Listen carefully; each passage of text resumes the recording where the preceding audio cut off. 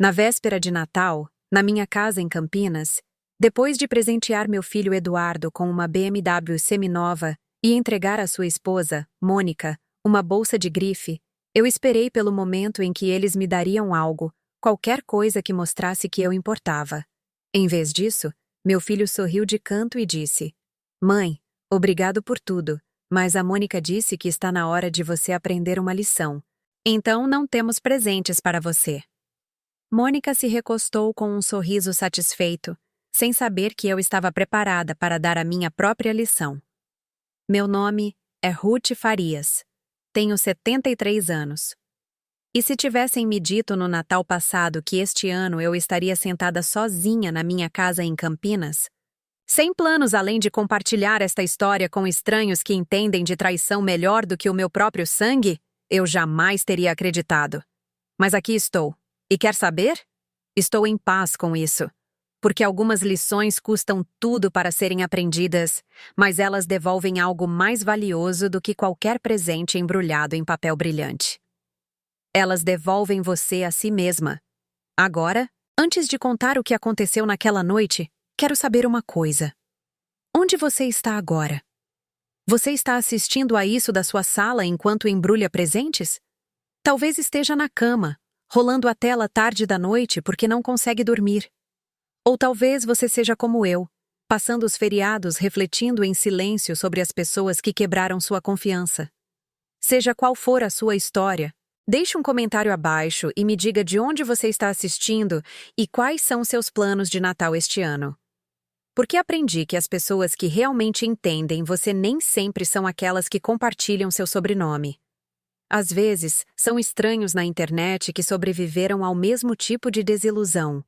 E se você já se sentiu invisível na sua própria família, se você já deu tudo e não recebeu nada além de crueldade em troca, então fique comigo. Esta história é para você. Clique em gostei se você acredita que as pessoas devem ser responsabilizadas pela forma como tratam aqueles que as amam. Compartilhe isso com alguém que precisa ouvir que não tem problema estabelecer limites, mesmo com seus próprios filhos.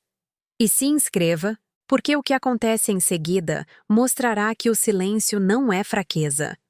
Às vezes, é estratégia. Agora, deixe-me levar você de volta àquela noite. A noite em que tudo mudou. A casa cheirava a Chester assado e velas de canela. O pinheiro de Natal estava imponente no canto da sala de estar, decorado com os enfeites que meu falecido marido, Roberto, e eu colecionamos ao longo de 40 anos de casamento. As luzes piscavam suavemente, lançando um brilho quente sobre o cômodo. Eu passei 3 dias me preparando para aquela noite. Esfreguei o chão que já estava limpo. Lustrei a prataria que raramente saía da gaveta. Fui ao supermercado 2 vezes porque esqueci a farofa que o Dudu adorava quando era criança. Eu queria que tudo estivesse perfeito. Quando Eduardo e Mônica chegaram, eu abracei meu filho apertado na porta. Por um segundo, apenas um segundo, senti que o tinha de volta. Ele tinha o cheiro do mesmo perfume que o Roberto usava. Seus braços pareciam fortes e seguros. Mas no momento em que Mônica entrou, seus olhos começaram a escanear minha casa como se estivesse fazendo um inventário. Não admirando, mas avaliando. O jantar foi silencioso. Eduardo falou sobre o trabalho. Eu fiz perguntas. Mônica rolava a tela do celular, mal tocando na comida que eu passara horas preparando. Notei que ela usava uma pulseira que nunca tinha visto. Parecia cara, muito mais cara do que o salário de seu emprego na boutique poderia pagar. Mas não disse nada. Mães aprendem a engolir perguntas quando sentem que as respostas podem machucar. Após o jantar, fomos para a sala de estar para os presentes. Entreguei a Eduardo uma pequena caixa primeiro. Dentro estavam as chaves de uma BMW seminova, para a qual eu vinha economizando por meses. Não porque eu lhe devesse algo, não porque quisesse sua aprovação, mas porque o amor de uma mãe não desaparece só porque seu coração foi ferido. Quando ele abriu, seu rosto ficou inexpressivo. Então, seus olhos se encheram de choque. Mãe, ele sussurrou. Uma BMW. Você não precisava. Eu quis, eu disse suavemente. Ele me abraçou. Um abraço de verdade, o tipo que me lembrava do garoto que ele era antes de o casamento o mudar. Então entreguei o presente de Mônica, uma bolsa de grife. Ela a abriu, olhou rapidamente, disse, bonitinha, e a jogou no sofá como se fosse um pano de prato. Sem obrigada, sem apreciação, apenas um descarte casual. Eu cruzei as mãos no colo e esperei, porque agora era a minha vez. E apesar de tudo, apesar da frieza que eu sentia crescer entre nós há meses, eu ainda esperava. Ainda acreditava que talvez, apenas talvez, eles tivessem pensado em mim também. Eduardo pigarreou. Ele se remexeu no assento. Não conseguia me olhar nos olhos. Mãe, ele disse lentamente, nós não compramos nada para você este ano.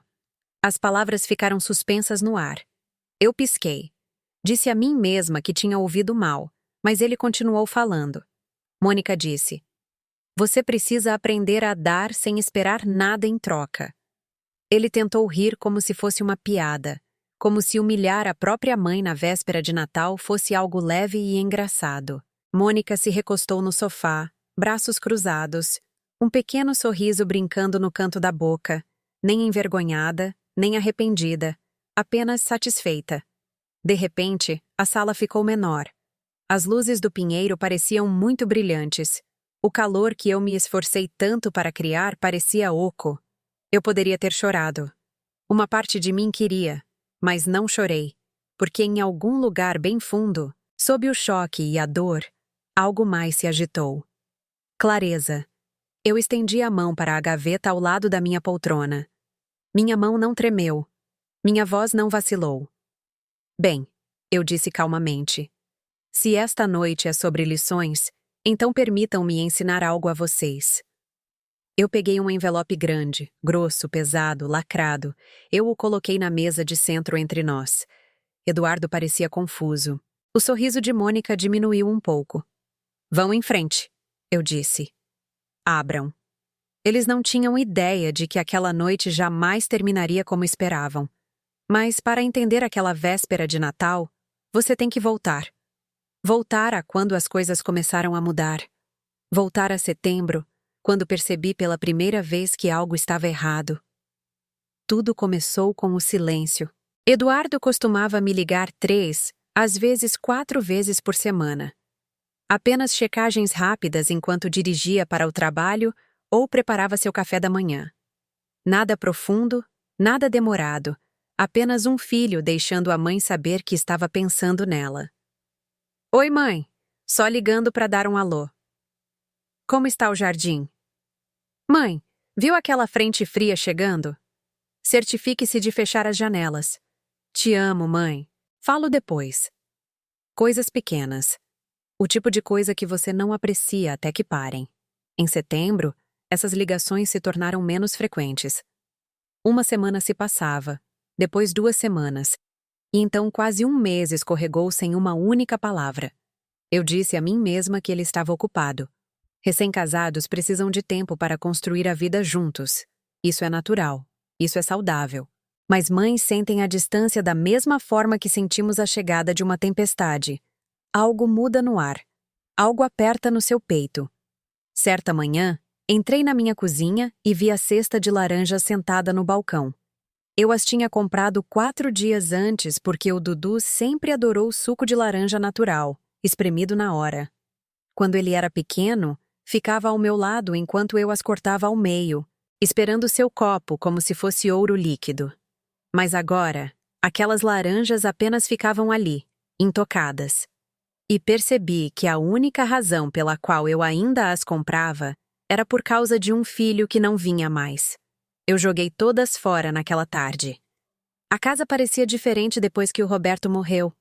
Maior, mais silenciosa. O tipo de silêncio que pressiona seus ouvidos até você ligar a televisão só para ouvir outra voz humana. Roberto havia partido há 2 anos então. 2 anos acordando com uma cama vazia. 2 anos cozinhando refeições para uma pessoa. 2 anos percebendo que a vida que você construiu com alguém não desaparece quando ele se vai. Ela apenas continua. Só que agora você está caminhando por ela sozinha. Eduardo tinha sido minha âncora durante esse tempo. Ele ligava todos os dias naqueles primeiros meses depois que enterramos o pai. Ele checava como eu estava. Ele se certificava de que eu estava me alimentando. Ele se sentava comigo na varanda e me deixava chorar sem tentar consertar as coisas. Mas o casamento o mudou. Ou talvez não tenha sido o casamento. Talvez tenha sido Mônica. No início, tentei ser compreensiva. Ela era jovem. Ela estava se ajustando. Fazer parte de uma nova família não é fácil, mas os sinais estavam lá. Pequenos no início. Fáceis de ignorar se você quisesse mentir para si mesma. Como da vez em que Eduardo mencionou vir para o almoço de domingo e depois ligou uma hora antes para cancelar. Mônica tem planos. Ele disse como se os planos dela automaticamente se tornassem os dele, sem questionamento. Ou da vez em que os convidei para uma pequena reunião na casa da minha amiga Janaína. Eduardo disse sim. Mas na manhã do evento, Mônica me mandou uma mensagem diretamente. Não vamos poder ir. O Eduardo precisa descansar. Não, nós decidimos. Nem, desculpe, surgiu algo. Apenas uma declaração, como se ela tivesse autoridade para falar por ele agora. Fiquei olhando para aquela mensagem por um longo tempo. Eu queria ligar para ele. Queria perguntar se ele sabia que ela tinha cancelado em seu nome. Mas não liguei, porque tive medo da resposta. As mães são ensinadas a ser pacientes, a dar espaço, a confiar que o amor trará seus filhos de volta quando estiverem prontos. Mas o que não dizem é que às vezes o espaço se torna distância, e a distância se torna abandono. E antes que você perceba, está parada na cozinha jogando laranjas fora, porque a pessoa para quem você as comprou nem se lembra que você existe. No final de setembro, eu não via Eduardo há quase 6 semanas. Tentei mandar mensagens, coisas casuais, nada que soasse desesperado. Espero que o trabalho esteja indo bem. Me avise se quiser vir jantar. Vi que seu programa favorito voltou. Lembrei de você. Saudade, meu amor. Ele respondia horas depois, às vezes no dia seguinte. Ocupado. A gente avisa. Obrigado, mãe. Você também. Curto, distante. Como se eu fosse alguém que ele mal conhecia. Certa noite, sentei-me na minha varanda dos fundos, observando o pôr do sol sobre o telhado do vizinho. O ar estava quente, o tipo de calor que o interior de São Paulo mantém, mesmo quando o resto do país já começa a tirar os casacos do armário. Pensei em ligar para Eduardo, ligar de verdade, não mandar mensagem, não deixar que ele me respondesse quando bem entendesse. Mas então pensei no que diria. Por que você não me liga mais? Fiz algo errado? Você ainda me ama? E percebi o quão patético isso soava. Uma mãe implorando por atenção ao filho adulto. Então não liguei. Apenas fiquei ali, observando o céu ficar rosa e laranja, sentindo o peso da solidão se aprofundar nos meus ossos. Na manhã seguinte, meu telefone vibrou. Uma mensagem de Eduardo. Por um segundo, meu coração se animou. Talvez ele estivesse pensando em mim. Talvez quisesse visitar. Eu abri. Oi, mãe. Eu e a Mônica talvez passemos por aí neste fim de semana, se tivermos tempo. Ela quer falar com você sobre algo. Não, eu quero te ver. Não, estou com saudade. Se tivermos tempo. Eu li essas palavras repetidamente. Se tivermos tempo. Como se eu fosse um recado. Uma tarefa a ser marcada entre o supermercado e a lavanderia. E a segunda parte. Ela quer falar com você sobre algo. Não, Eduardo. Mônica. Eu coloquei o telefone na mesa da cozinha e o encarei por um longo tempo. Algo dentro de mim sabia. Não os detalhes, não o quadro completo, mas o suficiente. O suficiente para saber que o filho que criei, o garoto que costumava me abraçar de boa noite e dizer que eu era a melhor mãe do mundo, estava escorregando. E a mulher com quem ele se casou era quem estava segurando a porta aberta. Eles vieram naquele sábado. Passei a manhã limpando, embora a casa já estivesse impecável. Passei o aspirador na sala de estar 2 vezes. Troquei as toalhas de mão no banheiro. Coloquei flores frescas na mesa de jantar. Velhos hábitos. As coisas que as mães fazem quando querem que seus filhos se sintam bem-vindos. Eu fiz a refeição favorita de Eduardo: frango assado ao alho, purê de batatas e arroz soltinho. O mesmo jantar que eu fazia todo domingo quando ele estava crescendo. O mesmo jantar que Roberto se sentava para comer depois de um longo dia, afrouxando a gravata e dizendo: Ruth, você se superou de novo. Eu queria que Eduardo entrasse e sentisse o cheiro de casa. Eu queria que ele se lembrasse de como era ser amado sem condições. Quando chegaram, Eduardo me abraçou na porta. Um abraço rápido, educado. O tipo que você dá em alguém que é obrigado a ver, não em alguém de quem sente falta. Mônica entrou logo atrás, usando óculos escuros, embora o sol já estivesse se pondo. Ela os empurrou para cima da cabeça e olhou em volta na minha casa do jeito que alguém inspeciona um quarto de hotel onde não tem certeza se quer ficar. Cheiro bom, disse Eduardo tentando soar alegre. Obrigada, meu amor, eu disse. Podem se sentar. O jantar está quase pronto. Mônica caminhou lentamente pela sala de estar, o salto de seu sapato clicando contra o piso de madeira. Ela parou perto da estante de livros, passando um dedo na borda como se estivesse verificando se havia poeira. Então se virou para mim com um sorriso que não alcançava seus olhos. Sabe, Ruth, ela disse casualmente, esta casa é muito grande para uma pessoa só. Eu estava tirando o frango do forno. Parei, com as luvas de forno ainda nas mãos. É a casa que o Roberto e eu construímos juntos, eu disse calmamente. Ela guarda muitas memórias. Ela deu de ombros, examinando as unhas. Claro, mas falando em termos práticos, é muito para manter. Você provavelmente ficaria mais feliz em um lugar menor, menos trabalho, menos estresse. Eduardo estava perto da mesa de jantar, visivelmente desconfortável. Ele não disse nada. Apenas mudou o peso de um pé para o outro e evitou meus olhos.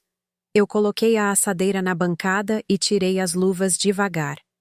Eu gosto da minha casa, eu disse, mantendo minha voz calma. Não estou pronta para deixá-la. Mônica sorriu de novo. Aquele mesmo sorriso forçado. Claro, é só algo para se pensar. Mas não foi uma sugestão. Foi uma declaração, uma semente plantada. Sentamos para comer. Eu servi a todos como sempre fazia. Eduardo atacou a comida com genuína apreciação. Por alguns minutos, ele se parecia com meu filho de novo, relaxado, presente. Isso está incrível, mãe, ele disse entre as mordidas. Eu tinha me esquecido de como o seu arroz é bom. Meu coração se encheu um pouco. Fico feliz que goste, querido. Mônica beliscou o prato. Deu algumas pequenas mordidas, depois pousou o garfo e pegou o celular. Eu a observei rolar a tela enquanto Eduardo e eu conversávamos. Ela nem estava fingindo interesse. Seus polegares se moviam rapidamente pela tela, seu rosto iluminado pelo brilho azul. Foi então que notei a pulseira em seu pulso. Era de ouro delicado com pequenas pedras que refletiam a luz toda vez que ela movia a mão. Parecia cara, o tipo de coisa que não se compra em uma loja de departamento. Pensei no que Eduardo me disse meses atrás, que Mônica trabalhava meio período em uma boutique no centro. Assistente de vendas, nível inicial. Olhei para a bolsa dela, largada na cadeira ao lado. De grife. Reconheci a marca porque a filha de Janaína tinha uma. Ela economizou por 1 ano para comprá-la. Depois havia os sapatos, os óculos escuros, as unhas perfeitamente feitas. Nada disso se encaixava. Mas não disse nada, porque o que eu poderia dizer? Perguntar sobre dinheiro parecia invasivo, acusatório, e eu não queria começar uma briga. Então, sorri e continuei servindo o jantar como uma boa anfitriã. Depois que terminamos de comer, Eduardo me ajudou a levar os pratos para a cozinha. Apenas nós dois. Por um momento, parecia o velho tempo. Obrigado pelo jantar, mãe, ele disse suavemente. Foi ótimo, de verdade. Você é sempre bem-vindo aqui, eu disse tocando seu braço. Você sabe disso, não sabe? Ele assentiu, mas não olhou diretamente para mim. Eu sabia que havia algo em sua voz, algo triste, como se ele quisesse dizer mais, mas não pudesse. Antes que eu pudesse perguntar, Mônica chamou da sala de estar. Eduardo, vem aqui um segundo. Ele ficou tenso. Então me deu um sorriso rápido e saiu. Fiquei na pia enxaguando a louça, ouvindo suas vozes abafadas na outra sala. Eu não consegui distinguir tudo, mas ouvi o suficiente. A voz de Mônica, baixa e insistente. Este lugar pode ser vendido por tanto. Poderíamos finalmente parar de pagar aluguel. Você sabe, nós precisamos disso. Eduardo disse algo que eu não consegui ouvir. Depois Mônica de novo, mais alto desta vez. Ela não precisa de todo este espaço. É uma pessoa só, Eduardo. Uma pessoa, e nós estamos apertados. Minhas mãos pararam de se mover. A água corria sobre o prato que eu segurava, mas eu não a senti. Nós precisamos disso. Não talvez ela ficasse mais feliz diminuindo o tamanho. Não poderia ser mais fácil para ela. Nós precisamos disso. Eles não estavam pensando no que era melhor para mim. Estavam pensando no que poderiam tirar. Desliguei a água e fiquei ali, segurando a borda da pia, olhando pela janela para o quintal. O mesmo quintal onde Roberto e eu costumávamos sentar nas manhãs de domingo com café. O mesmo quintal onde Eduardo aprendeu a andar de bicicleta. O mesmo lar que passamos 30 anos preenchendo com amor e risadas. E com os pequenos e ordinários momentos que fazem a vida valer a pena. E agora a esposa do meu filho estava na minha sala de estar, calculando o valor dele como se não fosse nada mais do que uma transação. Eu sequei minha mão lentamente. Respirei fundo. Então voltei para a sala de estar com um sorriso no rosto. Alguém quer sobremesa? Perguntei animadamente. Eu fiz pavê de pêssego. Mônica olhou para o celular. Na verdade, deveríamos ir. Temos que acordar cedo amanhã. Eduardo assentiu rapidamente, como se estivesse aliviado por ter uma desculpa para ir embora. Eles pegaram suas coisas. Mônica me deu um breve abraço obrigatório. Eduardo me abraçou um pouco mais, mas ainda parecia distante. Obrigado de novo, mãe, ele disse. Sempre que quiser, meu amor. Fiquei na porta e os observei caminhar até o carro. Mônica já estava ao telefone antes mesmo de entrar. Eduardo olhou para trás uma vez, apenas uma vez, e acenou brevemente. Então eles foram embora. Eu fechei a porta e me encostei nela. A casa estava quieta de novo. Quieta demais. Voltei para a sala de jantar e olhei para a mesa. 3 pratos. 3 copos. Evidências de que pessoas estiveram ali. Mas agora parecia mais vazia do que antes de eles chegarem.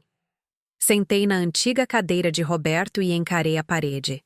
As palavras de Mônica ecoavam na minha mente. Nós precisamos disso. Não nós esperamos. Não talvez. Nós precisamos.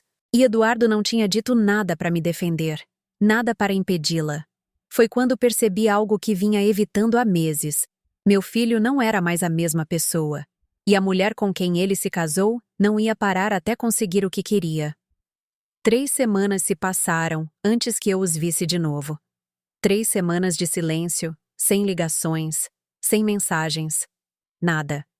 Tentei entrar em contato 2 vezes. Uma para perguntar como Eduardo estava. Outra para ver se eles queriam vir para o brunch de domingo.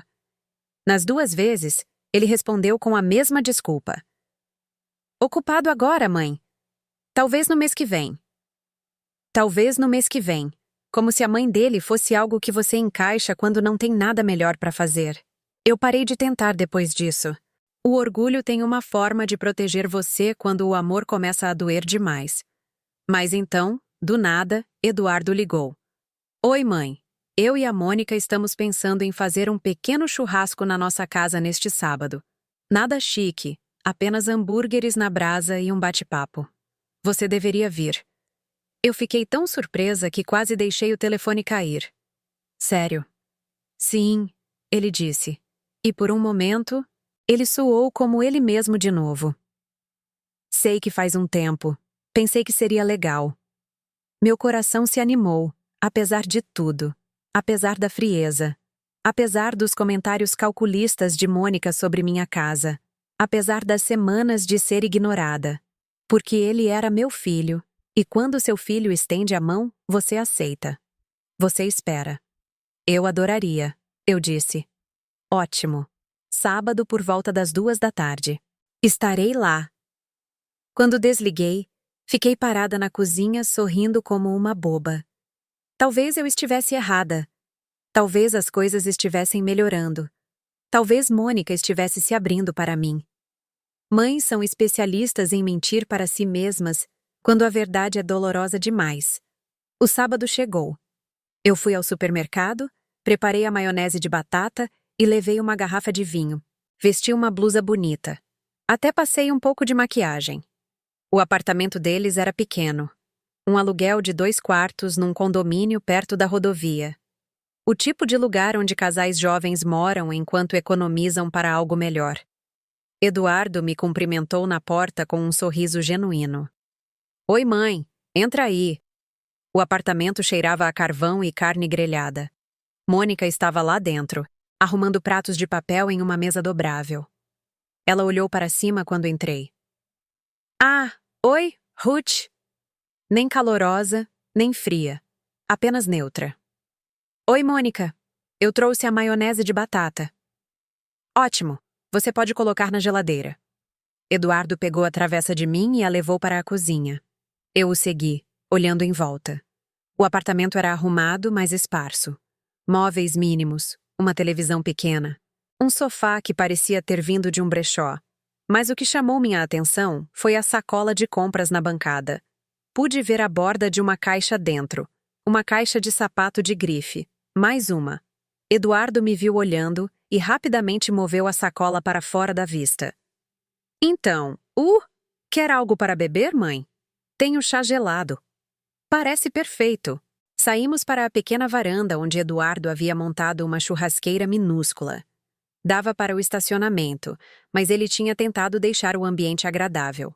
2 cadeiras dobráveis, um varal de luzes que ele deve ter emprestado de alguém. Por um tempo, pareceu normal. Eduardo virava os hambúrgueres. Eu perguntei sobre o trabalho dele. Ele falou sobre um projeto que estava gerenciando. Ele riu de algo que eu disse. Foi o momento mais relaxado que senti com ele em meses. Mônica ficou dentro de casa, no celular, como sempre. Então ela saiu na varanda, ainda rolando a tela. Amor, vou atender essa ligação rapidinho. Ela disse sem olhar para cima. Eduardo assentiu. Claro. Ela desceu as escadas em direção ao pequeno pedaço de grama perto da cerca que separava o condomínio da propriedade vizinha. Eduardo e eu continuamos conversando. Ele me contou sobre um colega de trabalho que o lembrava de seu pai. A maneira como o homem organizava sua mesa. A maneira como contava piadas terríveis, mas de alguma forma fazia as pessoas rirem. Enfim, foi a primeira vez que Eduardo mencionou Roberto em meses. Eu sorri, embora sentisse a garganta apertada. Seu pai teria gostado dele. Eu disse suavemente. Eduardo assentiu. Sim, teria. Então eu ouvi. A voz de Mônica. Ela estava perto da cerca, de costas para nós, telefone pressionado na orelha. A voz dela estava baixa, mas o vento a carregou o suficiente. Não, ele não suspeita de nada. Apenas me dê tempo. Eu gelei. Eduardo estava focado na churrasqueira, alheio. Mônica continuou falando. Assim que a casa for vendida, tudo se encaixará. Eu só preciso que ele a convença. Meu estômago embrulhou. Tentei manter meu rosto neutro. Peguei meu chá gelado e tomei um gole, embora minhas mãos estivessem tremendo. Mônica riu suavemente no telefone. Confie em mim, ela não vai ver isso chegando. Eduardo virou um hambúrguer e olhou para ela. Ela está bem? Ele me perguntou distraidamente. Eu assenti, sem confiar na minha voz. Mônica disse mais algumas palavras que eu não consegui distinguir, e então encerrou a ligação. Ela se virou e subiu as escadas, guardando o celular no bolso como se nada tivesse acontecido. Tudo certo? Eduardo perguntou. Sim, apenas coisas do trabalho, ela disse calmamente. Ela se sentou na cadeira ao meu lado e sorriu. Aquele mesmo sorriso forçado que eu tinha visto na minha casa. Olhei para ela, realmente olhei para ela, e pela primeira vez, não vi a esposa do meu filho. Não vi alguém tentando se ajustar a uma nova família. Vi alguém com um plano. O resto do churrasco passou num borrão. Não me lembro do que conversamos. Não me lembro do gosto da comida. Tudo o que eu conseguia ouvir era a voz dela. Assim que a casa for vendida, tudo se encaixará. Não se, mas assim que, como se já estivesse decidido. Quando chegou a hora de ir, Eduardo me acompanhou até o carro. Obrigado por ter vindo, mãe, ele disse. Foi muito bom te ver. Eu o abracei forte, mais forte do que o normal. Eu te amo, meu amor, eu disse. Eu também te amo. Entrei no carro e dirigi para casa em silêncio. Minha mente disparou o caminho todo. Com quem ela estava falando? O que ela quis dizer com ele não suspeita de nada. Ela estava falando sobre Eduardo? Havia mais alguém? E a casa? Minha casa? Ela já estava planejando vendê-la. Já estava dividindo dinheiro que não era dela. Já estava tratando meu lar como se fosse negócio fechado. Entrei na minha garagem e fiquei sentada ali por um longo tempo, olhando para a porta da frente. A casa pela qual Roberto e eu economizamos. A casa que pintamos juntos. A casa onde criamos nosso filho. Ela a queria e estava usando Eduardo para conseguir. Mas pior do que isso, havia algo mais acontecendo. Algo que Eduardo não sabia. Algo que ela estava escondendo. Eu precisava saber a verdade. Não palpites, não suspeitas, a verdade. Peguei meu celular e rolei meus contatos até encontrar o número de Janaína. Ela atendeu no segundo toque. Ruth, tudo bem? Não, eu disse calmamente. Eu preciso da sua ajuda. Houve uma pausa. Venha para cá, ela disse. Agora. Liguei o carro e saí da garagem.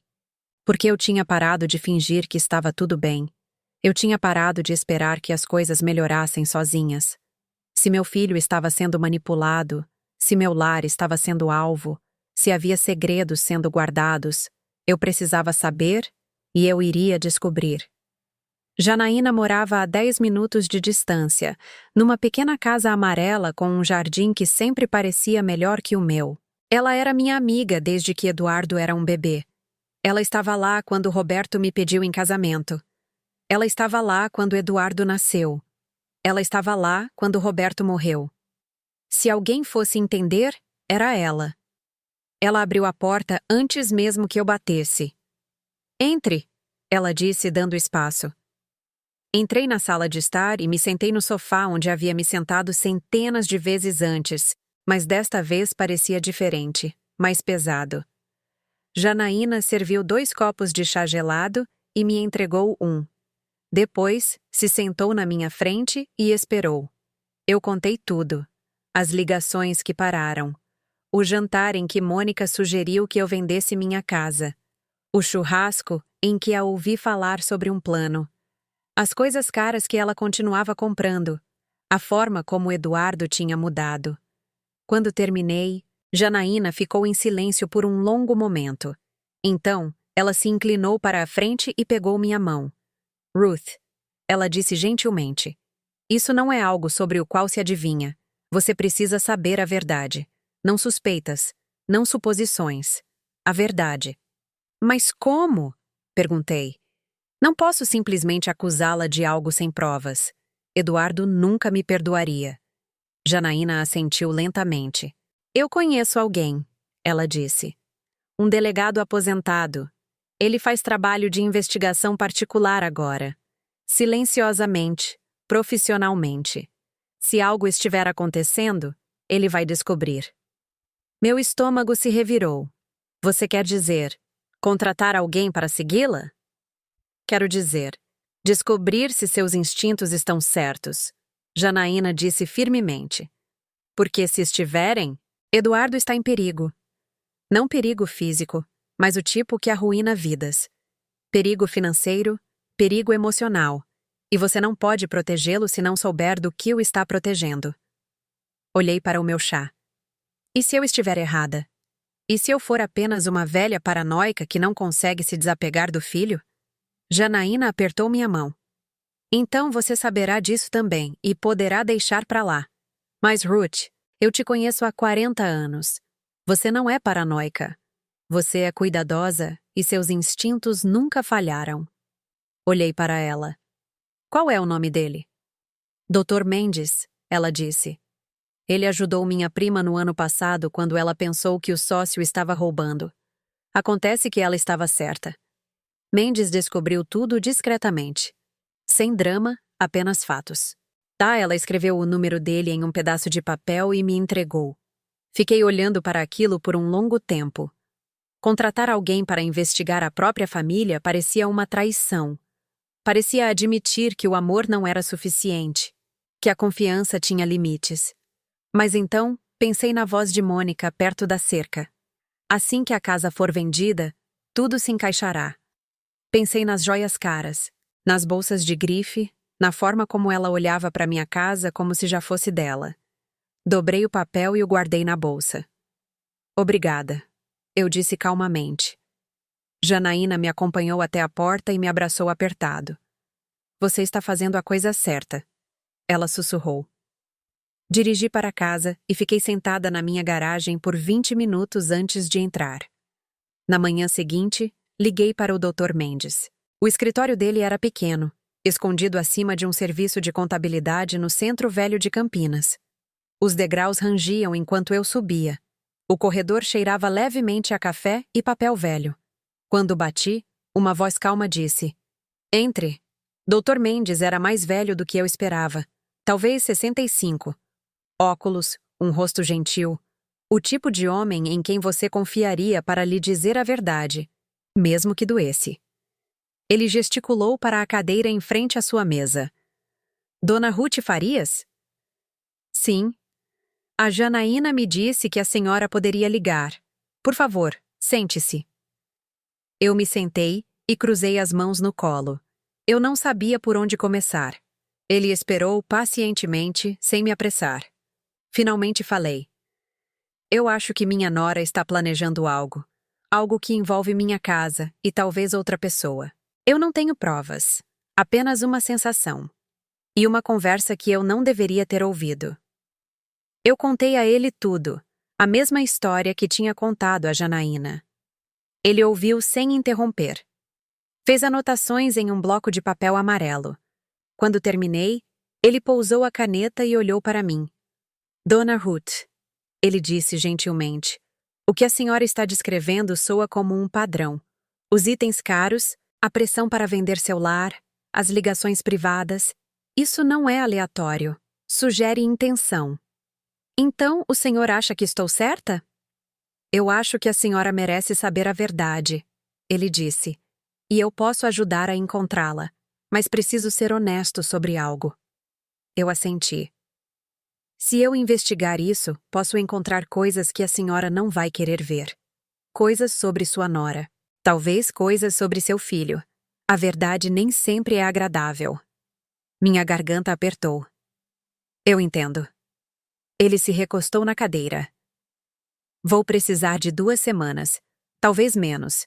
Vou segui-la, documentar suas atividades, investigar as finanças dela, se possível, ver com quem ela está se encontrando, e então lhe trarei tudo o que encontrar. Quanto isso vai custar? Ele disse um preço. Era mais do que eu queria gastar, mas menos do que perder minha casa, menos do que ver meu filho ser usado. Ok, eu disse. Ele assentiu e se levantou, estendendo a mão. Entrarei em contato em breve. Eu apertei a mão dele e saí. As 2 semanas seguintes foram as mais longas da minha vida. Tentei me manter ocupada. Limpei a casa, embora não precisasse. Assei pães que não comi. Organizei armários que já estavam organizados. Toda vez que meu telefone tocava, meu coração disparava. Mas nunca era ele. Apenas telemarketing, apenas chamadas indesejadas. Eduardo me mandou uma mensagem uma vez durante essas 2 semanas. Oi, mãe, espero que esteja tudo bem.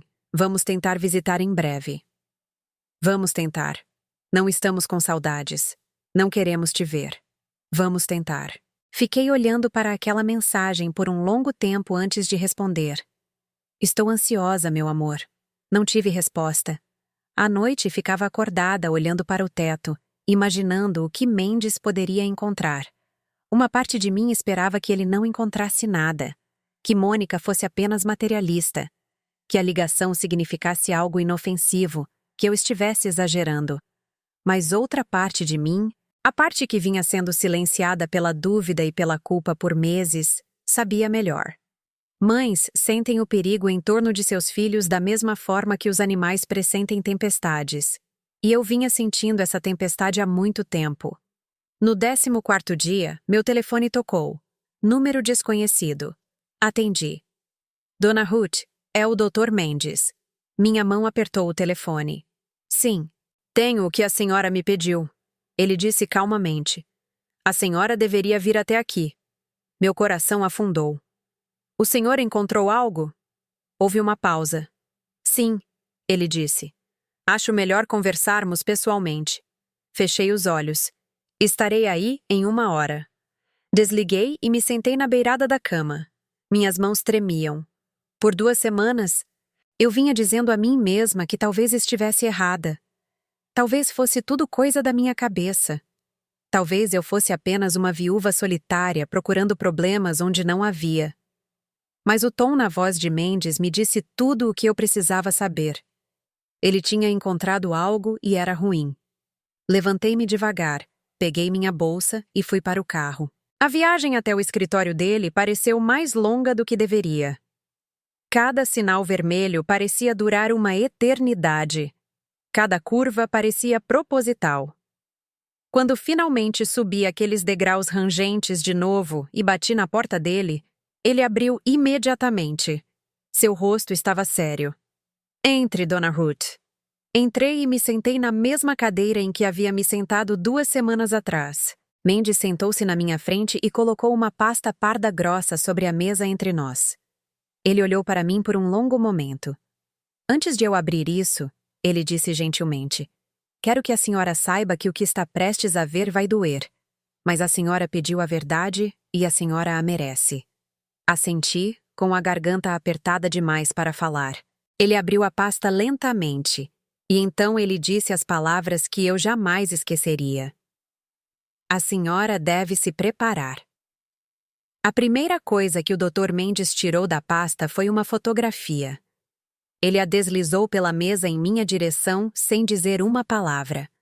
Peguei-a com as mãos trêmulas. Era Mônica parada em frente a um restaurante que eu não reconhecia, usando um vestido que nunca a tinha visto vestir, sorrindo. Mas ela não estava sozinha. Um homem estava ao lado dela, alto, bem vestido. A mão dele repousava na parte inferior das costas dela de uma maneira muito íntima, muito confortável. Olhei para a foto, tentando entender. Quem é este? Perguntei calmamente. O nome dele é Marcelo Guzmão, disse Mendes. Ele é dono de uma incorporadora imobiliária em Florianópolis. Olhei para ele. Imobiliária? Mendes assentiu lentamente. Ele tirou outra fotografia. Esta mostrava Mônica e o mesmo homem entrando em um carro preto elegante. A mão dele estava em volta da cintura dela novamente. Ela estava rindo. Outra foto. Os dois entrando em um hotel. Meu estômago se revirou. Há quanto tempo isso está acontecendo? Perguntei. Minha voz mal era um sussurro. Pelo menos 4 meses. Disse Mendes. Talvez mais. Eu a segui em 3 ocasiões diferentes. Todas as vezes ela se encontrou com ele. Almoço, jantar, hotéis. Ele fez uma pausa. Dona Ruth, preciso mostrar mais uma coisa. Ele tirou uma pilha de páginas impressas. Recibos, extratos bancários, faturas de cartão de crédito. Mônica tem gastado dinheiro muito além do que sua renda deveria permitir, ele explicou. A boutique onde ela trabalha paga cerca de R$ 500 por mês depois dos impostos. Ele apontou para um dos recibos. Esta pulseira que ela comprou há 2 semanas. R$ 200, também em dinheiro. Ele espalhou os papéis na minha frente. Nos últimos 6 meses, ela gastou perto de R$ 30 house em itens de luxo. Nada rastreável a cartões de crédito em nome dela. Tudo compras em dinheiro vivo. Eu olhei para os números. De onde ela está tirando o dinheiro? A expressão de Mendes escureceu. É aí que a coisa piora. Ele puxou outro documento, um e-mail impresso, com trechos destacados. Consegui acessar alguma comunicação entre Mônica e o Sr. Marcelo Guzmão através de um contato que tenho. Este e-mail foi enviado há 3 semanas. Ele o entregou para mim. Li devagar. As palavras ficaram embaçadas no início. Tive que piscar várias vezes para focar. Era de Mônica para Marcelo. A linha de assunto dizia: atualização de cronograma. Continuei lendo. Marcelo, o Eduardo está finalmente cedendo. Tenho trabalhado nele há meses sobre a casa. Ele está começando a ver do meu jeito. A mãe dele não precisa de tanto espaço. Assim que eu o convencer a persuadi-la a vender, podemos seguir em frente.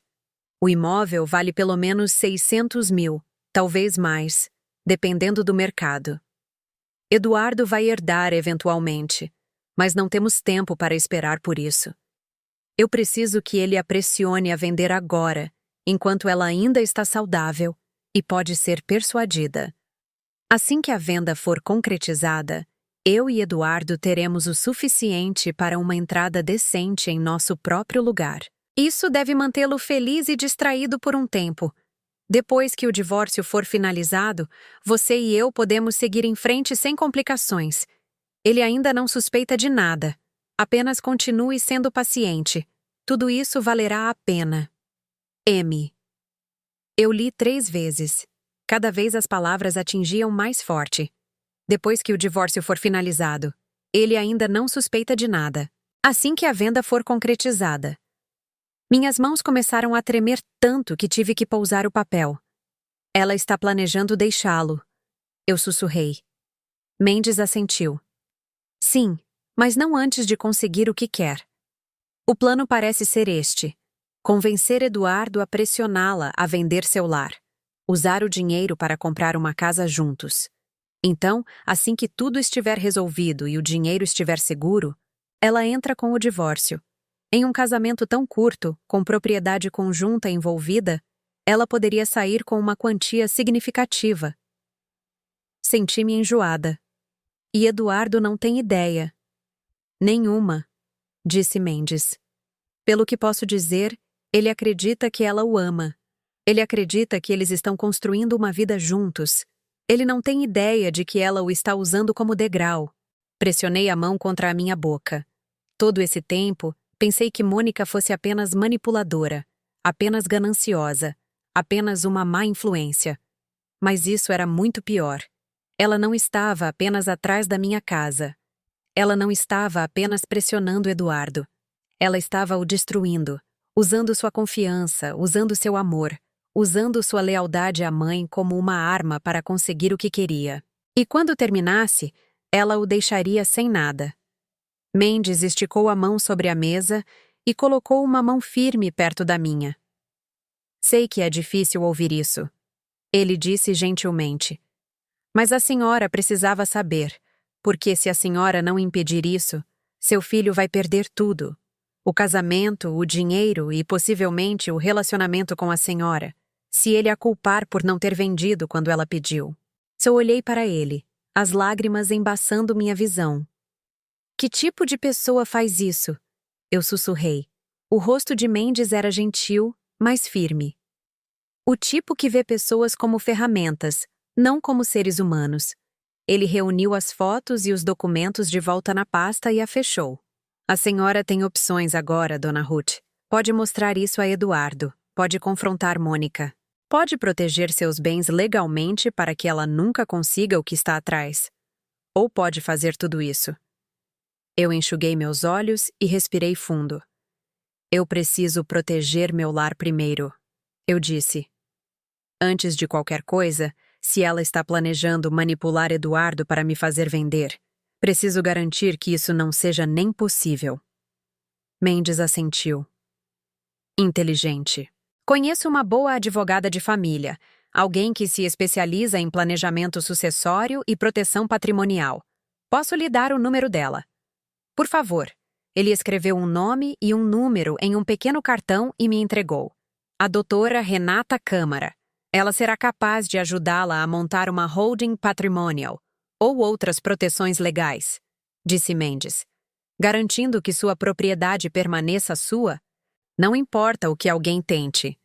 Peguei o cartão e o guardei na bolsa junto com a pasta. Obrigada, eu disse calmamente, por encontrar a verdade, mesmo que doa. Mendes se levantou e me acompanhou até a porta. Dona Ruth, ele disse enquanto eu saía para o corredor. A senhora é mais forte do que pensa e está fazendo a coisa certa. Não só por si mesma, mas por seu filho também. Eu assenti, embora não tivesse certeza se acreditava nele. Desci aquelas escadas rangentes e saí para a luz do sol. O mundo parecia o mesmo de uma hora atrás. As mesmas ruas, o mesmo céu, o mesmo calor no ar. Mas tudo havia mudado. Entrei no meu carro e fiquei sentada ali por um longo tempo, olhando para a pasta no banco do passageiro. Dentro estavam fotografias de traição, prova de mentiras, evidência de um plano arquitetado para destruir a vida do meu filho e roubar tudo pelo que meu marido e eu havíamos trabalhado. Pensei em Eduardo, na forma como ele olhava para Mônica quando começaram a namorar. Como se ela fosse a coisa mais maravilhosa que já lhe havia acontecido. Pensei na forma como ele a defendia. Na forma como se afastou de mim para fazê-la feliz. E agora eu sabia por quê. Porque ela vinha sussurrando em seu ouvido por meses, plantando sementes de dúvida, fazendo-o acreditar que a mãe dele era o problema, que eu os estava segurando, que minha casa era uma oportunidade, não um lar. E ele acreditou nela porque a amava, e ela estava usando esse amor como uma ferramenta. Peguei a pasta e a segurei contra o meu peito. Ela nunca viria apenas pelo meu filho. Ela estava vindo por tudo. Mas ela cometeu um erro. Ela me subestimou. Ela pensou que eu era apenas uma velha viúva solitária que faria qualquer coisa para manter o filho feliz. Ela pensou que eu seria fácil de manipular, fácil de pressionar, fácil de quebrar. Ela estava errada. Liguei o carro e saí do estacionamento. Eu tinha trabalho a fazer. E desta vez eu não ia esperar que outra pessoa me protegesse. Eu ia me proteger e ia proteger meu filho, quer ele soubesse que precisava disso ou não. Na manhã seguinte, liguei para a advogada Renata Câmara. O escritório dela ficava no centro, em um daqueles prédios mais novos, com janelas de vidro e pisos polidos. O tipo de lugar que parecia profissional, sério. Eu precisava de algo sério. A recepcionista me levou a uma pequena sala de conferências, onde Renata estava esperando. Ela era mais jovem do que eu esperava, talvez no final dos 30, com olhos perspicazes e uma presença calma que me tranquilizou imediatamente. Dona Ruth, ela disse, levantando-se para apertar minha mão. O Dr. Mendes me disse que a senhora poderia ligar. Por favor, sente-se. Sentei-me e coloquei a pasta que Mendes havia me dado na mesa entre nós. Eu preciso proteger meu lar, eu disse simplesmente. E preciso ter certeza de que ninguém pode me pressionar a vendê-lo. Nem meu filho, nem a esposa dele, ninguém. Renata assentiu e abriu um bloco de notas. Conte-me o que está acontecendo. Eu contei tudo, a história inteira. A manipulação de Mônica, o caso, o plano de usar Eduardo para me convencer a vender, os e-mails detalhando o cronograma dela. Renata ouviu sem interromper. Quando terminei, ela se recostou na cadeira e cruzou as mãos. Dona Ruth, a senhora tem mais controle do que imagina, ela disse. E podemos garantir que continue assim. Ela me explicou em termos que eu podia entender. Uma holding patrimonial. Isso me permitiria manter o controle completo da minha propriedade enquanto eu estivesse viva. Ninguém poderia me forçar a vender. Ninguém poderia tirá-la de mim. E quando eu eventualmente falecesse, a casa seria transferida de acordo com meus desejos e não com as exigências de outra pessoa. Também podemos adicionar condições, disse Renata. Por exemplo, se a senhora quiser garantir que seu filho herde o imóvel, podemos incluir uma cláusula que o proteja de ser reivindicado por um cônjuge em um divórcio.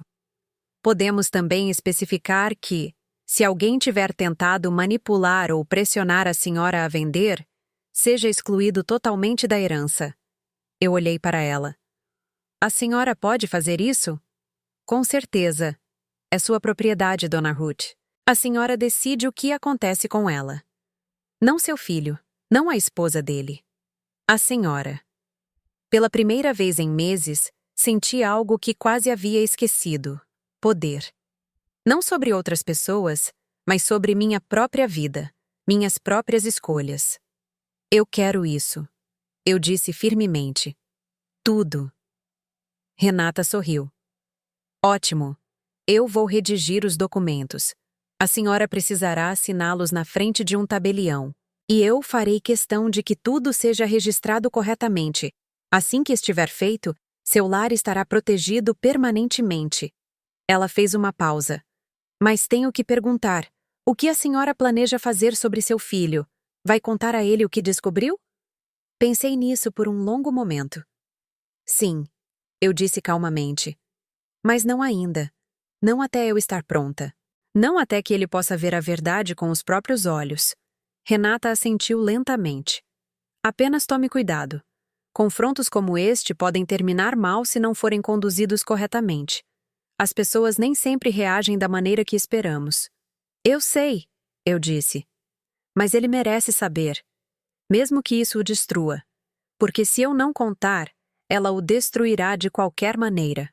Renata esticou a mão sobre a mesa e colocou-a sobre a minha. A senhora está fazendo a coisa certa, ela disse gentilmente. Por si mesma e por ele. 3 dias depois, voltei ao escritório dela para assinar os papéis. Os documentos eram grossos, cheios de linguagem jurídica que eu só entendia pela metade, mas Renata me acompanhou em cada página, cada cláusula, cada proteção. Quando assinei meu nome na parte de baixo, senti algo mudar dentro de mim. Força. A casa era minha, totalmente, legalmente, irrevogavelmente. Mônica poderia conspirar o quanto quisesse. Ela poderia sussurrar no ouvido de Eduardo. Ela poderia planejar, manipular e mentir, mas nunca conseguiria meu lar. Saí daquele escritório com a cabeça mais erguida do que estava há meses. Naquela noite, sentei-me à mesa da cozinha com a pasta do Dr. Mendes aberta na minha frente. Fotografias, recibos, e-mails, extratos bancários, evidências de traição, prova de mentiras. Eu estudei cada detalhe. Memorizei o cronograma. Li os e-mails até poder recitá-los de memória. E então comecei a planejar. Pensei em Eduardo, no filho que criei, no garoto que costumava segurar minha mão para atravessar a rua, o adolescente que me trazia flores no Dia das Mães, mesmo quando não tinha dinheiro, o jovem que chorou no funeral do pai e me disse que sempre cuidaria de mim. Aquele garoto ainda estava lá em algum lugar, enterrado sob a manipulação de Mônica, confuso por suas mentiras, cegado pelo amor. Mas ele ainda estava lá, e eu o traria de volta. Não com raiva, não com acusações, mas com a verdade. Eu precisava que ele visse o que eu havia visto, que sentisse a traição que eu havia sentido, que entendesse que a mulher que ele amava estava usando-o como uma ferramenta para roubar da própria mãe. Mas eu também precisava ser esperta. Se eu apenas mostrasse a pasta e dissesse: "Olhe o que sua esposa está fazendo", ele a defenderia. Ele daria desculpas. Ele me acusaria de ser ciumenta, ou controladora, ou incapaz de desapegar. É isso que as pessoas fazem quando a verdade é dolorosa demais. Elas a rejeitam. Elas protegem a mentira porque a mentira parece mais segura. Então eu precisava de um momento. Um momento em que ele não pudesse negar o que estava bem na frente dele. Um momento em que a verdade fosse inegável. Pensei nos feriados, nas tradições familiares, nos momentos em que as pessoas baixam a guarda e mostram quem realmente são. E então me veio a ideia. Véspera de Natal. Peguei meu calendário e contei as semanas. 2 meses. Eu tinha 2 meses para me preparar. 2 meses para garantir que tudo estivesse no lugar. 2 meses para planejar a única noite que mudaria tudo. Peguei uma caneta e um pedaço de papel. Comecei a escrever. Uma lista de convidados. Apenas Eduardo e Mônica. Um menu. A comida favorita de Eduardo. A refeição que eu costumava fazer quando ele era um garoto. Presentes. Pensei cuidadosamente sobre isso. O que significaria algo para Eduardo? O que mostraria a ele que eu ainda o amava, mesmo depois de tudo? Um carro. Ele vinha falando sobre querer um veículo melhor há meses. Eu vinha economizando. Não porque eu lhe devesse algo, mas porque o amor não para só porque foi ferido. E para Mônica, uma bolsa de grife. Não porque ela merecesse, mas porque eu precisava que ela se sentisse segura, confortável, desavisada. Eu queria que ela pensasse que tinha vencido. Queria que ela acreditasse que eu era apenas uma velha tola cobrindo-os de presentes porque estava desesperada por sua aprovação. E então, quando ela estivesse mais confiante, quando pensasse que a noite estava indo exatamente como ela planejara, eu apresentaria a verdade.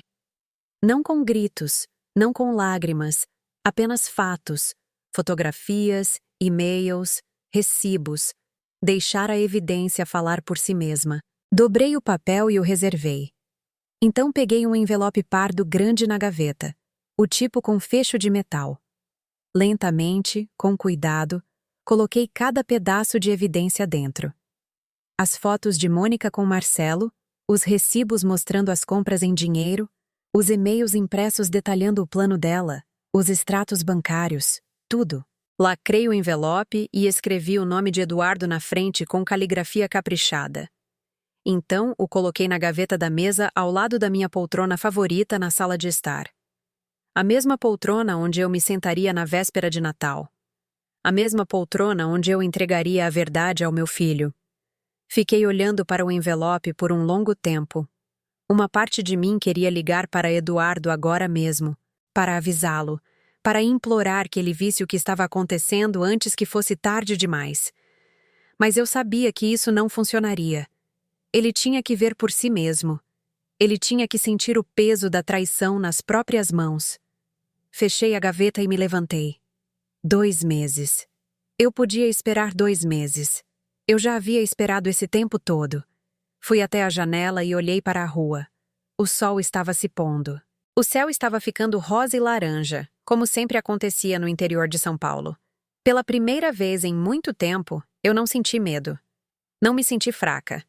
Eu me senti pronta. Mônica pensou que estava jogando um jogo. Ela pensou que tinha todas as peças no lugar. Ela pensou que estava 10 passos à frente. Mas ela se esqueceu de uma coisa. Mães não desistem de seus filhos, não quando eles estão em perigo. Não quando estão sendo usados. Não quando estão sendo destruídos por alguém que não os ama de verdade. Eu me afastei da janela e sussurrei para o cômodo vazio. Véspera de Natal. As semanas passaram lentamente. Novembro veio e se foi.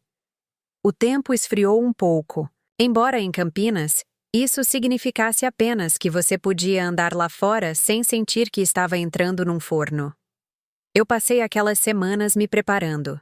Não apenas para a véspera de Natal, mas para tudo o que viria depois.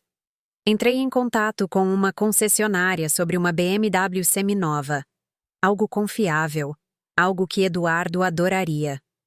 O vendedor me mostrou algumas opções, e escolhi uma que tinha 3 anos, mas parecia nova em folha. Interior limpo, baixa quilometragem. O tipo de carro que um jovem começando a carreira teria orgulho de dirigir. Paguei por ele à vista. Sem financiamento, sem empréstimos. Ficou no pátio da concessionária com meu nome na papelada, esperando pela véspera de Natal. Também fui à loja de grife no centro, aquela onde mulheres com mais dinheiro do que juízo passavam horas olhando bolsas que custavam mais do que minha conta de supermercado mensal. A vendedora se aproximou de mim com um sorriso educado. Posso ajudá-la a encontrar algo? Eu preciso de uma bolsa, eu disse. Algo caro. Algo que impressionaria uma jovem que gosta de luxo. Ela me mostrou várias opções. Eu escolhi uma que parecia elegante, mas discreta, do tipo que Mônica gostaria de exibir em fotos. Paguei por ela da mesma forma que paguei pelo carro, à vista, sem hesitação. A vendedora a embrulhou cuidadosamente em papel de seda e a colocou em uma sacola de marca. Sortuda a destinatária, ela disse com um sorriso. Eu assenti, mas não sorri de volta. Sortuda não era a palavra que eu usaria. No início de dezembro, eu estava pronta para enviar o convite. Sentei-me à mesa da cozinha com o telefone na mão, olhando para o nome de Eduardo nos meus contatos. Eu poderia ter apenas ligado, mas uma mensagem de texto parecia mais segura, menos propensa a levar a perguntas que eu ainda não estava pronta para responder. Eu digitei cuidadosamente. Oi, meu amor. Eu adoraria ter você e a Mônica aqui para o jantar da véspera de Natal. Já faz tempo demais que não passamos os feriados juntos. Me avisem se puderem vir. Com amor, mãe. Cliquei em enviar antes que pudesse pensar demais. 3 horas depois, meu telefone vibrou. Não foi Eduardo quem respondeu. Foi Mônica. Oi, Ruth. Parece ótimo. Estaremos lá. Além disso, eu estava querendo falar com você sobre a situação da casa.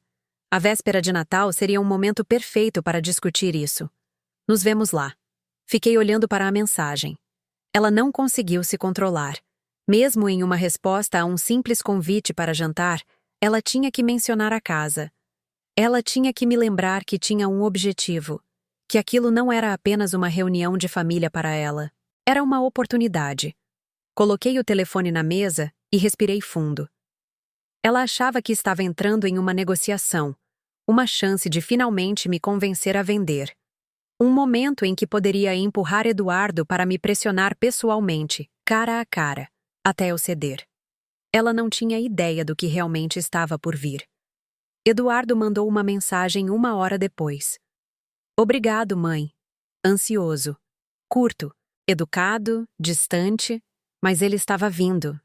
Era só o que importava. Os dias que antecederam a véspera de Natal foram estranhos. Limpei a casa, embora já estivesse limpa. Decorei o pinheiro com os mesmos enfeites que Roberto e eu usávamos há décadas. Pendurei luzes nas janelas. Coloquei o presépio que a mãe de Roberto nos deu quando nos casamos. Tudo parecia festivo, acolhedor, convidativo, mas, por baixo da superfície, eu estava me preparando para a guerra. Não a barulhenta. Não a do tipo com gritos e pratos quebrados. A silenciosa. O tipo travado com a verdade, com documentos e com provas que não podiam ser refutadas. Ensaiei o que diria, como manteria a calma, como apresentaria o envelope sem emoção, sem raiva, sem dar a Mônica qualquer oportunidade de distorcer a narrativa. Eu deixaria os fatos falarem por si. 3 dias antes do Natal, fui buscar a BMW na concessionária. Eles fizeram um polimento para mim, amarraram um grande laço vermelho no capô. Dirigia para casa com cuidado e estacionei na minha garagem, escondida da vista. Eduardo não haveria até a véspera de Natal. Também embrulhei a bolsa de Mônica. Papel caro, uma fita de seda. Fiz parecer que tinha me dedicado, como se me importasse, porque eu precisava que ela acreditasse que eu ainda estava tentando ganhar sua aprovação. Na noite anterior à véspera de Natal, eu não consegui dormir. Fiquei na cama olhando para o teto, pensando em tudo o que poderia dar errado. E se Eduardo não acreditasse em mim? E se ele pensasse que eu havia forjado as provas? E se ele escolhesse Mônica em vez da verdade? E se ele fosse embora e nunca mais falasse comigo? Os pensamentos circulavam na minha mente como urubus. Mas então pensei na alternativa. Se eu não fizesse nada, Mônica continuaria a manipulá-lo. Ela o pressionaria a me convencer a vender meu lar. Ela pegaria o dinheiro, pediria o divórcio e o deixaria devastado e sem dinheiro. E ele nunca saberia que eu poderia ter impedido, que eu tinha a verdade nas minhas mãos e escolhi ficar em silêncio. Eu não poderia viver com isso. O que quer que acontecesse amanhã, pelo menos Eduardo saberia. Pelo menos ele teria a chance de ver quem Mônica realmente era. O que ele faria com essa informação caberia a ele, mas eu não o deixaria caminhar cegamente para a destruição. Saí da cama e fui para a sala de estar. Abri a gaveta onde havia colocado o envelope semanas atrás. Ainda estava lá, lacrado, pesado com o peso da verdade. Eu o peguei e o segurei por um momento. Depois o levei para o meu quarto e o coloquei na mesa de cabeceira ao lado da minha cama. Amanhã eu o colocaria na gaveta ao lado da minha poltrona na sala de estar, onde esperaria, escondido. Pronto. Voltei para a cama e fechei os olhos. E pela primeira vez em meses, dormi sem a ansiedade torcendo meu peito, porque eu não estava mais esperando que algo terrível acontecesse. Eu estava pronta para isso. A manhã da véspera de Natal chegou com céu claro e ar quente. Acordei cedo, fiz café, sentei na varanda dos fundos e observei o nascer do sol sobre o muro do vizinho. O mundo parecia quieto, pacífico. Pensei em Roberto, no que ele diria se estivesse aqui. Ele provavelmente me diria que eu estava fazendo a coisa certa, que proteger Eduardo significava dizer-lhe a verdade, mesmo que doesse. Roberto nunca gostou de mentirosos.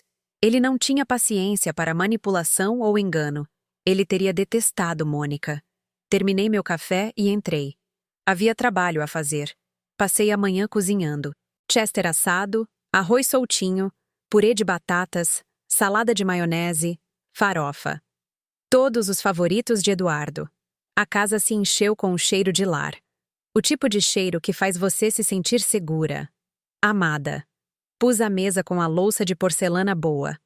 A prataria que Roberto e eu recebemos como presente de casamento. Os guardanapos de tecido que eu só usava em ocasiões especiais. Tudo parecia perfeito. Coloquei a bolsa embrulhada de Mônica sob o pinheiro. Coloquei a pequena caixa com as chaves do carro ao lado dela. Então fui para o meu quarto e peguei o envelope. Levei-o para a sala de estar e o coloquei na gaveta ao lado da minha poltrona. Fora da vista, esperando. Fiquei ali por um momento, olhando para a gaveta fechada. Esta noite, tudo mudaria. Ou Eduardo veria a verdade e escolheria se proteger, ou a rejeitaria e escolheria Mônica. De qualquer forma, eu saberia e finalmente pararia de viver neste limbo doloroso de ver meu filho ser destruído e ser impotente para impedir. Respirei fundo. Então fui para a cozinha terminar de preparar o jantar. Estava quase na hora. Eles chegaram às 6 em ponto. Ouvi o carro entrar na garagem e respirei fundo antes de abrir a porta. Eduardo estava na varanda segurando uma garrafa de vinho. Ele sorriu quando me viu, mas o sorriso não alcançou seus olhos. O tipo de sorriso que você dá quando não tem certeza do que esperar. Oi, mãe! Feliz Natal! Feliz Natal, meu amor! Eu o abracei apertado. Ele retribuiu o abraço, mas apenas por um momento antes de se afastar. Mônica caminhou atrás dele, rolando a tela do celular. Ela olhou para cima brevemente. Oi, Ruth. Algo está cheirando muito bem. Obrigada. Entrem. O jantar está quase pronto. Eles entraram. Eduardo olhou em volta para as decorações, o pinheiro, a mesa posta com a louça de porcelana. Uau, mãe! Você caprichou mesmo. Eu queria que fosse especial, eu disse suavemente. Mônica andou pela sala de estar, seus olhos examinando tudo, os móveis, as paredes, as janelas. Ela estava fazendo de novo, avaliando, calculando. Eu a observei por um momento, então me virei para Eduardo. Você gostaria de algo para beber antes do jantar? Claro, vou querer um pouco de água. Caminhamos para a cozinha juntos, apenas nós dois. Por um breve segundo pareceu normal. Como você tem passado, mãe? Ele perguntou. Bem, eu disse, servindo-lhe um copo. Ocupada me preparando para hoje à noite. Ele assentiu, mas sua mente parecia estar em outro lugar. E você? Perguntei. Como está o trabalho? Bem, corrido. Você sabe como é. Ele pegou o copo e bebeu sem olhar para mim. Eu quis estender a mão para tocar seu braço, para contar tudo ali mesmo, mas me contive. Ainda não. Mônica apareceu na soleira da porta. Eduardo, venha ver isso. Ele olhou para mim, depois saiu da cozinha. Fiquei ali sozinha, segurando a borda do balcão. O jantar foi tenso. Sentamos à mesa com pratos cheios de comida, mas a conversa parecia forçada, vazia. Eduardo falava sobre o trabalho. Eu fazia perguntas educadas. Mônica não disse quase nada. Ela beliscava o Chester, rolava a tela do celular entre as mordidas e olhou o relógio 2 vezes, como se tivesse um lugar melhor para estar. Tentei ignorar. Foquei em Eduardo. Na maneira como ele comia o purê de batatas da mesma forma que fazia quando criança, misturando manteiga demais. Por um momento, me permiti lembrar do garoto que ele costumava ser. O garoto que ria das minhas piadas terríveis. O garoto que me ajudava a carregar as compras sem que eu pedisse. O garoto que me dizia que eu era a melhor cozinheira do mundo, mesmo quando eu queimava o assado. Aquele garoto ainda estava lá. Eu tinha que acreditar nisso. Depois do jantar, fomos para a sala de estar. As luzes do pinheiro piscavam suavemente. O cômodo estava quente, quase pacífico, mas meu coração estava acelerado. Devemos ir para os presentes? Perguntei, mantendo minha voz leve. Eduardo assentiu. Claro. Peguei a pequena caixa primeiro debaixo do pinheiro, a que tinha as chaves do carro dentro. Entreguei a Eduardo. Isto é para você, meu amor. Ele parecia surpreso. Mãe, você não precisava me dar nada. Eu quis. Ele abriu a caixa devagar. Quando viu as chaves, seu rosto ficou inexpressivo. Então seus olhos se arregalaram. Mãe, isso é. Vá olhar na garagem, eu disse calmamente. Ele se levantou, segurando as chaves como se pudessem desaparecer se ele se movesse muito rápido. Ele caminhou até a porta lateral que dava para a garagem e a abriu. Eu ouvi sua respiração prender. Mãe, uma BMW. Ele se virou para me olhar, seu rosto uma mistura de choque e descrença. Você não precisava fazer isso. Eu sei, eu disse. Mas eu queria. Você trabalha duro. Você merece algo bom. Ele voltou para a sala de estar e me abraçou. Um abraço de verdade desta vez. O tipo que me lembrou por que eu estava fazendo tudo aquilo. Obrigado, ele sussurrou. Eu não sei o que dizer. Você não precisa dizer nada. Ele se afastou, seus olhos levemente marejados. Mônica ainda estava sentada no sofá, observando com uma expressão ilegível. Peguei o segundo presente, a bolsa de grife. E esta é para você, Mônica. Ela pegou sem se levantar, abriu cuidadosamente, tirou a bolsa do papel de seda. Por um segundo seus olhos brilharam. Ela a virou nas mãos, examinando a etiqueta da marca. Então, pegou o celular e tirou uma foto rápida de si mesma segurando-a. Bonitinha, ela disse sem rodeios. Ela colocou a bolsa no sofá ao lado dela como se fosse uma almofada. Sem obrigada, sem apreciação, apenas um reconhecimento desdenhoso. Eduardo franziu a testa ligeiramente, mas não disse nada. Eu cruzei as mãos no colo e esperei. Era isso. O momento que eu vinha temendo e me preparando ao mesmo tempo. Eduardo pigarreou. Mãe, sobre o seu presente. Olhei para ele. Ele se mexeu desconfortavelmente. Não conseguia me olhar nos olhos. Nós não compramos nada para você este ano. As palavras pairaram no ar. Eu pisquei, meu peito apertou. Ah, eu disse suavemente. Eduardo tentou rir. Sim, a Mônica disse. Bem, ela disse que você precisa aprender a dar sem esperar nada em troca. Sabe? Como se a generosidade não devesse vir com segundas intenções. Ele estava tentando fazer parecer razoável, até filosófico, mas as palavras caíram como pedras. Olhei para Mônica. Ela estava recostada no sofá, braços cruzados, um pequeno sorriso satisfeito no rosto. Nem envergonhada, nem arrependida. Orgulhosa. Eduardo continuou falando, sua voz ficando mais baixa. Não é nada pessoal, mãe. É só que a Mônica acha que é importante que todos aprendamos a ser menos materialistas, especialmente perto do Natal. Ele gesticulou vagamente para os presentes que eu havia dado a eles.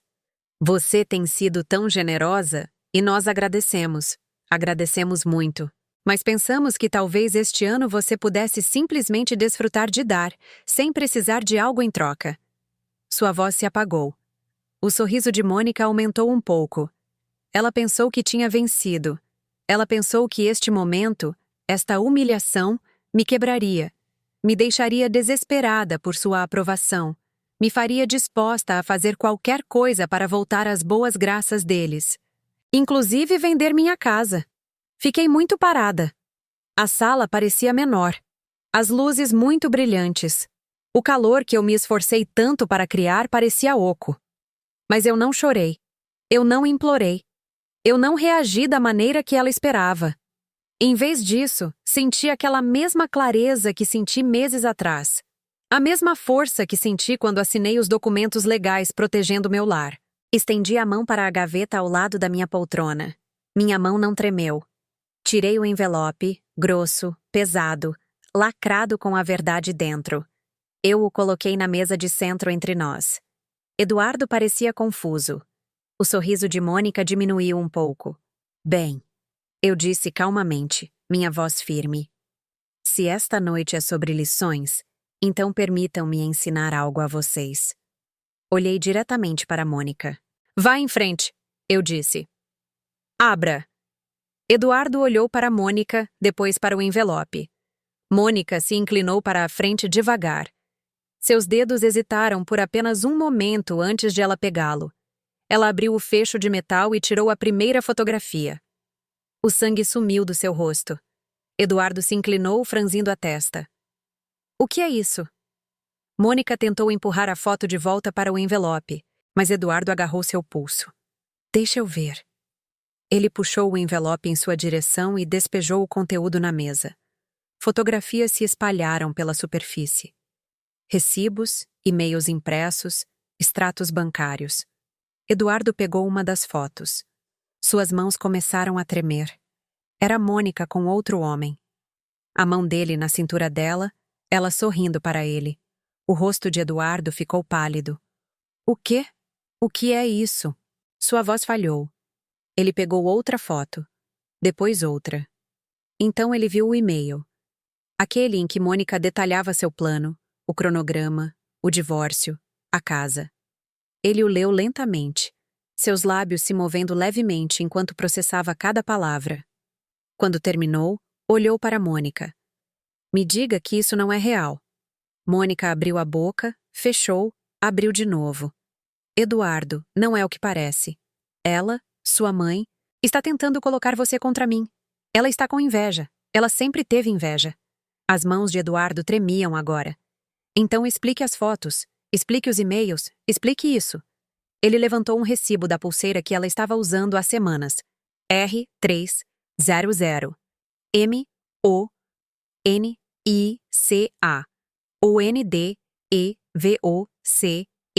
MONICA ONDEVOCEOCONSIGUIUR 300 MONICA Ondevoc e o conseguiu R300. Ela gaguejou, tentou formular uma desculpa, mas nada que fizesse sentido saiu. Eduardo se levantou, os papéis ainda apertados nas mãos. Seu rosto era uma mistura de choque, raiva e mágoa. Você ia me deixar, ele sussurrou. Depois que pegasse o dinheiro da casa da minha mãe. Você ia me deixar. O rosto de Mônica se contorceu. Sua mãe estava nos segurando. Ela disparou. Nós precisávamos daquela casa, Eduardo. Nós merecíamos. E ela estava sendo egoísta. A máscara caiu. A esposa doce e amorosa desapareceu. O que estava na nossa frente agora era alguém frio, calculista, desesperado. Eduardo deu um passo para trás. Vá embora. Mônica piscou. O quê? Vá embora. Sua voz era baixa, controlada, mas tremia de raiva. Eduardo, por favor, apenas me escute. Não! Ele gritou. Saia da casa da minha mãe agora. Mônica ficou paralisada por um momento. Então, com uma explosão de fúria, ela pegou a bolsa dela e a bolsa de grife que eu lhe havia dado. Ótimo. Você vai se arrepender disso, Eduardo. Você vai se arrepender de escolhê-la em vez de mim. Ela marchou em direção à porta, os saltos clicando ruidosamente contra o chão. Ela a bateu com tanta força que os enfeites do pinheiro chacoalharam. E então, ela se foi. O silêncio depois que Mônica saiu foi ensurdecedor. Eduardo ficou no meio da sala de estar, ainda segurando as fotografias nas mãos trêmulas. Seu rosto estava pálido, sua respiração superficial. Então seus joelhos cederam. Ele desabou no sofá, cobrindo o rosto com as mãos, e desmoronou. Soluços profundos e trêmulos que vieram de um lugar que eu não ouvia há anos. Não desde o funeral de Roberto. Não desde o dia em que enterramos o homem que o havia criado para ser melhor do que isso. Eu me aproximei lentamente e me sentei ao lado dele. Não disse nada no início. Apenas coloquei minha mão gentilmente em seu ombro. Ele estremeceu. Depois se inclinou em mim, enterrando o rosto no meu ombro como costumava fazer quando era pequeno, e o mundo parecia grande demais. Eu sinto muito, mãe. Ele engasgou entre os soluços. Eu sinto muito. Shh! Eu sussurrei. Está tudo bem. Não está tudo bem, ele disse, se afastando para me olhar. Seus olhos estavam vermelhos, cheios de lágrimas e vergonha. Eu a deixei. Eu a deixei dizer aquelas coisas para você. Eu fiquei parado e a observei tratar você como se não fosse nada. Eu acreditei nela quando ela disse que você estava sendo egoísta. Eu realmente acreditei nela. Sua voz falhou. E hoje à noite? O que eu disse a você sobre não termos comprado um presente? Sobre você precisar aprender uma lição? Ele balançou a cabeça, incapaz de terminar. Eduardo, eu disse gentilmente, pegando a mão dele na minha. Você confiou em alguém que amava. Isso não é uma falha. Isso é ser humano. Mas eu deveria ter visto, ele disse desesperadamente. Eu deveria ter percebido as coisas caras, a maneira como ela falava da sua casa, a maneira como ela continuava me afastando de você. Ele limpou os olhos rudemente. Como pude ser tão cego? Eu apertei a mão dele. Porque o amor nos cega às vezes. Ele nos faz querer acreditar no melhor das pessoas, mesmo quando os sinais estão lá. E ela era muito boa no que fazia. Ela manipulou você devagar, com cuidado. Você não teve chance. Eduardo olhou para as fotografias espalhadas na mesa. Há quanto tempo você sabe? Desde setembro. Eu disse calmamente. Eu a ouvi no telefone no seu churrasco falando sobre um plano, sobre a casa. Eu sabia que algo estava errado, mas não sabia o quão fundo era. Então contratei alguém para descobrir. Ele olhou para mim, atordoado. Você contratou um investigador? Eu assenti. Eu tinha que saber a verdade. Não por mim, por você. Porque eu podia ver o que ela estava fazendo com você. Eu podia ver você se afastando, mudando, e eu sabia que se eu não impedisse, ela ia destruir você. O rosto de Eduardo se desfez novamente. Eu quase a deixei, ele sussurrou. Eu quase convenci você a vender esta casa. Ela ficava dizendo que nós precisávamos, que era a única maneira de seguirmos em frente, e eu estava começando a acreditar nela. Ele olhou em volta para a sala de estar, para o pinheiro, para as fotos de Roberto na parede, para o lar que seus pais haviam construído. Eu quase tirei isso de você. Mas você não tirou, eu disse firmemente. E é isso que importa. Ele balançou a cabeça. Só porque você me impediu. Se você não tivesse descoberto, se você não tivesse me mostrado hoje à noite... Sua voz falhou. Eu teria perdido tudo. A casa, você, meu respeito próprio, tudo. Eu o puxei para perto novamente. Você não me perdeu, eu disse suavemente. Você nunca vai me perder. Eu sou sua mãe. Isso não muda, não importa o quê. Ficamos assim por um longo tempo. As luzes do pinheiro piscavam suavemente. A casa estava quieta, exceto pelo som da respiração de Eduardo enquanto ele tentava se acalmar. Finalmente, ele se afastou e limpou os olhos. O que eu faço agora? Ele perguntou.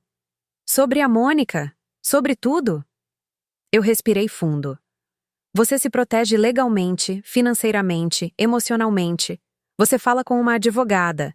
Você garante que ela não possa tirar nada de você. E então você começa a reconstruir sua vida. Eduardo assentiu devagar, como se estivesse tentando absorver tudo. E você? Ele disse olhando para mim. A casa, você. Você fez algo para protegê-la? Eu sorri levemente. Eu montei uma holding patrimonial. A casa está legalmente protegida. Ninguém pode me forçar a vendê-la. E quando eu me for, ela irá para você com condições que a protegem de qualquer pessoa que tentou me manipular. Eduardo soltou um suspiro trêmulo. Você pensou em tudo. Eu tive que pensar. Eu disse simplesmente, porque eu sabia que você não conseguia ver o que estava acontecendo, e eu não ia deixar que ela levasse tudo pelo que seu pai e eu trabalhamos. Ele se inclinou e me abraçou de novo, apertado, desesperado. Eu te amo, mãe. Eu sinto muito por não ter visto isso antes. Eu também te amo, meu amor, e você vai ficar bem. Vai doer por um tempo, mas você vai ficar bem. Bah. Ele assentiu contra meu ombro. Sentamos ali juntos enquanto a noite avançava. A comida permaneceu intocada na mesa. Os presentes ficaram sob o pinheiro. Mas pela primeira vez em meses, eu tinha meu filho de volta. Não a versão que Mônica havia moldado. Não o estranho distante e frio que evitava minhas ligações. O verdadeiro Eduardo. O garoto que eu criei. O homem de quem seu pai teria se orgulhado. Eventualmente, Eduardo se levantou. Eu deveria ir. Ele disse calmamente. Preciso descobrir onde vou ficar esta noite. Eu não posso voltar para o apartamento. Você vai ficar aqui. Eu disse firmemente. No seu antigo quarto pelo tempo que precisar. Os olhos dele se encheram de lágrimas de novo. Obrigado. Eu o acompanhei escada acima e o mostrei o quarto de hóspedes. O mesmo quarto em que ele havia dormido quando adolescente. Eu o tinha mantido igual todos esses anos, apenas por precaução. Descanse um pouco, eu disse. Nós vamos resolver tudo amanhã. Ele assentiu e fechou a porta. Voltei para baixo e fiquei na sala de estar olhando para a bagunça na mesa de centro, as fotografias, os e-mails, as evidências de traição. Eu as recolhi lentamente e as coloquei de volta no envelope. Então caminhei até a lareira e olhei para as chamas que eu havia acendido mais cedo naquela noite. Uma parte de mim queria queimar tudo, destruir as provas e fingir que nada daquilo jamais havia acontecido. Mas não o fiz, porque Eduardo poderia precisar para o divórcio, para os advogados, para provar o que ela havia feito. Coloquei o envelope de lado e me sentei na minha poltrona. A casa estava quieta agora, pacífica. A véspera de Natal não me trouxe alegria. Não me deu a calorosa reunião de família que eu esperava quando enviei aquele convite semanas atrás. Mas me deu algo mais importante: clareza, liberdade e meu filho de volta. Pensei em Mônica, em onde ela estava agora, provavelmente ligando para Marcelo, provavelmente já planejando seu próximo passo. Mas ela tinha perdido. Ela não tinha conseguido a casa. Ela não tinha conseguido o dinheiro. E ela tinha perdido Eduardo. Tudo porque subestimou o amor de uma mãe. Tudo porque pensou que eu era fraca. Eu sorri levemente e olhei para o pinheiro. Os enfeites que Roberto e eu havíamos colecionado ao longo dos anos piscavam suavemente na luz. Conseguimos, Roberto. Eu sussurrei. Nós o protegemos. Fiquei sentada ali por um longo tempo, pensando em tudo o que havia acontecido, tudo o que eu havia aprendido. Que o silêncio não é fraqueza, que a paciência não é rendição, que às vezes as pessoas que amamos precisam ser protegidas de suas próprias escolhas, e que limites, mesmo os dolorosos, são atos de amor. Eu me levantei devagar e desliguei as luzes do pinheiro. Então subi para a cama. Amanhã, Eduardo acordaria em seu quarto de infância. Ele teria que encarar a realidade de tudo o que havia perdido. Ele teria que lamentar, reconstruir, recomeçar, mas não faria isso sozinho. E ele faria isso sendo ele mesmo, não como ferramenta de outra pessoa. Enquanto estava deitada na cama, Pensei em todos vocês que estão assistindo a isso. Todos vocês que se sentiram invisíveis em suas próprias famílias. Todos vocês que deram tudo e não receberam nada além de crueldade em troca. Quero que saibam de algo. Vocês não são fracos por amarem pessoas que os machucam. Vocês não são tolos por lhes darem chances. Mas vocês também não são obrigados a se destruírem para torná-los confortáveis. Vocês têm permissão para estabelecer limites. Vocês têm permissão para proteger o que é de vocês. Vocês têm permissão para se afastar de pessoas que usam seu amor como arma. Mesmo que essas pessoas sejam seus próprios filhos, mesmo que isso parta seu coração. Porque às vezes o maior ato de amor é dizer não. Se esta história ressoou com você, se você já teve que fazer a escolha dolorosa de se proteger de alguém que ama, deixe um comentário abaixo. Compartilhe sua história. Deixe que outros saibam que não estão sozinhos. E se você acredita que as pessoas devem ser responsabilizadas pela forma como tratam aqueles que as amam, clique em gostei. Compartilhe isso com alguém que precisa ouvir. Se inscreva para não perder as histórias que importam, porque todos nós merecemos ser tratados com dignidade, até mesmo pela nossa própria família. Especialmente pela nossa própria família.